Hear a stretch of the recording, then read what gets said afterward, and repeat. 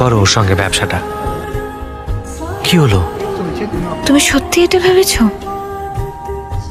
হ্যাঁ দেখো, আমরা কেউই তো নিজেদের ইচ্ছে মতো ঠিক মতো বাঁচতে পারি না, তাই নিজেদের পছন্দের কাজগুলো করতে পারি না।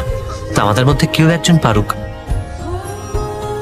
আরে আরে আরে দেখো তো, আরে আরে আরে কি করছো, কি সব দেখছো তো? দেখুক। এই মায়ের এনজিও দেখা যাবে পরে, আগে বাবলুর সঙ্গে কথাটা তো বলো। আরে কি হচ্ছে কি? আরে, এরকম করে না। বসো বসো, যাও বসো এখানে। এক পয়েন্ট ফোন। ঠিক আছে।